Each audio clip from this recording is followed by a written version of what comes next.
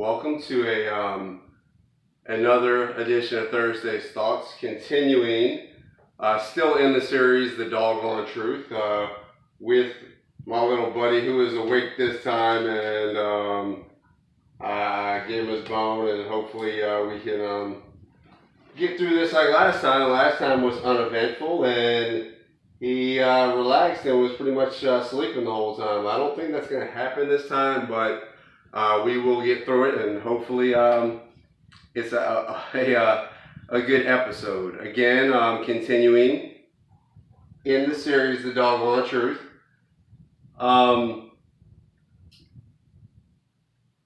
Walking him all the time, he gets tired, and I get tired as well, but he finds his places to rest, as we've seen before. He'll find a shaded spot and end up sitting down. But just our schedules have been pretty good together. He kind of knows what's going on. I get up and go to work, and then come home and take him for his walks and all of that. Ever since my accident, I do get, they call it neurological fatigue. I get tired. They say it's for many different reasons. Just even things I won't realize, that my brain has to work harder to do the things that I'm not supposed to be able to do. The fact that I awoke from the coma and I'm walking and talking and everything like that. I guess it takes more energy from my brain and more concentration for me to do all of those things, and then anything else to add on top of it. And they tell me, take naps throughout the day and all that. I can't stand it, but little buddy. Sometimes I do get to the point where I feel like I have to take naps. And as you can tell, he takes naps on his own time whenever he wants. And me, whenever I have to, I try, but either my brain won't stop, or hey buddy, here. Either my brain won't stop, or this little fellow won't stop sometimes. So the other day I came home and I was exhausted for some reason. I don't know why. I mean, I've been trying to go to bed and get the correct amount of sleep that they say I need, but came home and I was just very tired. And I took him for his walks and everything like that, and he was just kind of how he normally is, full of energy and just that young life that he has that energy in him. But I called him up to me on the bed, and I held him. I said, you got to give me at least 30 minutes, buddy. 30 minutes would be amazing. If we could get even 20, I'll take 20, 15. Let me get something. And he thought it was a game and wanted to just play.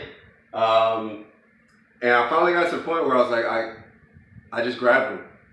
Not out of anger, all you dog lovers. I love dogs too, animal lovers. I just grabbed him and I held him. And I laid down, I just held him close to me. And he was fighting, boy. He was squirming, trying to get out. I just kept holding him. I wasn't squeezing him to death, but I was holding him to where he couldn't get out. And after a good, maybe 5 minutes of him losing his little beagle mind, I guess he realized, hey, you know what? This isn't this bad. This is kind of comfortable. And he curled his little head up underneath my shoulder, and he went to sleep and let me go to sleep. And almost immediately as that happened, God kind of quickened to me. He's like, you do the same thing. You struggle and struggle and struggle. And I'm just, not that I need sleep, but I'm trying to give you rest. And it's a lot more comfortable in my arms. Just let me hold you sometimes. And I was like, man, how true is that? Like, the worry and anxiety and all those different things that we we try to control our lives so much, when throughout the scripture and a few of the scriptures we'll read, you'll see that God's like, you're my child. I sent my son to die for you. You don't think that I'm going to handle these little things in your life, and make sure you're okay. Just relax. Breathe in, breathe out. Spend some time with me, talk to me, lay your burdens at my feet, and trust and have faith. Just a few scriptures that I want to read since he is getting into that bone. I think I found a trick. I actually kind of somewhat basted these bones in smell. I barely put a little bit of gravy on them, and I put them in a plastic bag and left them for a while, so he should be good with that for the rest of it. I think I got this, even though it's only like the 25th week or something like that. It didn't take me that long, just a little bit. But we all know, or most of us know, or have heard of the 23rd Psalm. And even in the beginning, it says, the Lord is my shepherd, I shall not want. It means he's taking care of me. And then it goes on, it says, he makes me to lie down in green pastures. He's giving you rest and the nutrition you need. He's taking care of you as his lamb. He leads me beside the still waters. And then he restores my soul. And he goes on, though I walk through the valley of the shadow of death, I'll fear no evil. I'm not going to go through the whole thing, but that was one thing that just I had to memorize that song for one of the things at church as a child, and I never really thought about that. Is that just those first three lines is God just saying, "Hey, you're taken care of. I have you. Just rest and relax. I have all your needs. You shall not want." Another scripture actually is in the New Testament, Matthew 11:28 through 30. It says, "Come to me, all who are weary and burdened, and I will give you rest. Take my yoke upon you and learn from me, for I am gentle and humble in heart, and you will find rest for your souls. For my yoke is easy and my burden is light." Once again, God's saying, lay your burdens at my feet. Take on what I have for you to take on. I'm going to take care of all the hard things. Just take this. My burdens are light. I have you. Once again, God telling us. And if anybody is even like 10% as hard-headed as me, we have to hear it over and over and over again. Next verse, Philippians 4:6 through 7. And it says, "Do not be anxious about anything, but in every situation, by prayer and petition, with thanksgiving, present your requests to God, and the peace of God that surpasses all understandings will guard your heart and your mind in Jesus Christ." He'll give you peace when you can actually rest in him. Once again, he says, lay your burdens, make your petitions known, and be thankful knowing that I have you. I am your God, your Lord. I'm your shepherd. I want to take care of you. Throughout the Bible, you see just in the different parables, I heard something like that on the radio, just maybe it was today, maybe it was yesterday, I don't really recall, but it's somehow how he talks about the rejoicing over the prodigal son coming back. And then it goes on to how the lady lost the coin. And then she found it and it completed things and rejoiced. And then he says the parable about he leaves the 99 to go after the one. If we serve a God and we are sheep to this shepherd, and he's willing to leave it all behind, he left heaven to come down, to be beaten, bruised, and take on the sins of the world so that we might have salvation, we should probably be able to rest in him.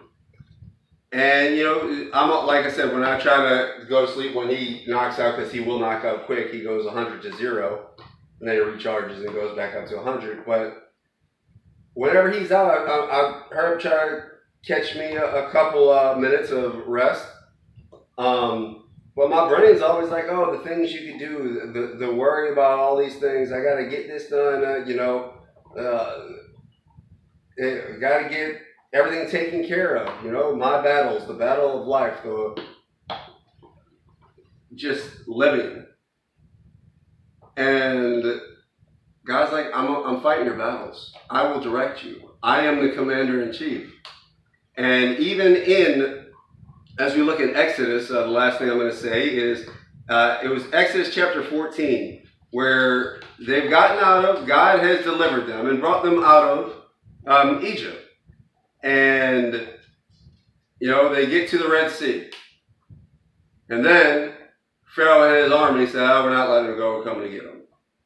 So then they see Pharaoh and the army coming. And they start complaining.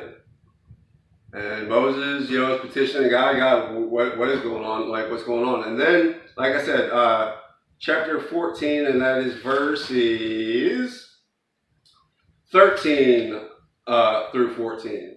Moses then turns to people after all grumbling, complaining, what are we here for? God brought us here to die. Moses said to the people, fear not, stand firm, and see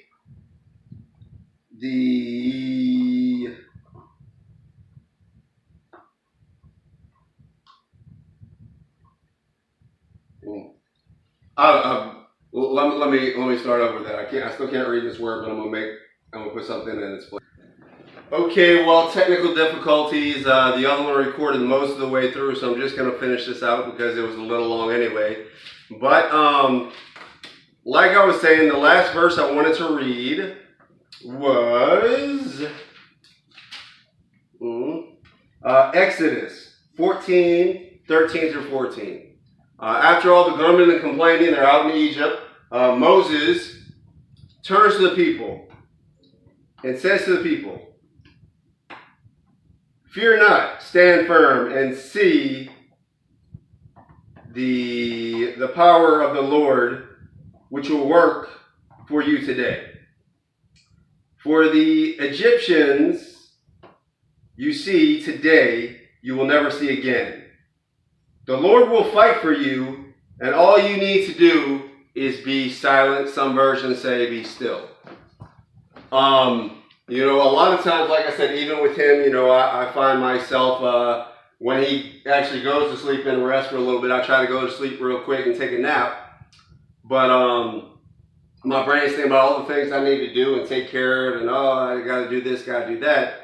And God's like, man, I have you, Jonathan. Yes, you're doing what you can do, and I have the rest, so quit worrying, quit thinking about it. And sometimes we try to take control of everything, and we got to do this, we got to do that. God's just like, rest in faith in me. If you have faith in me, rest and relax, know I have you.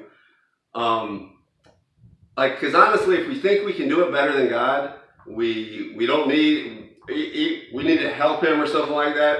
We're more powerful, our ways might be better. There was one that thought that way back when, at the beginning of the time, and that angel, if we look at the book of Revelations, we know how that story is going to end for him.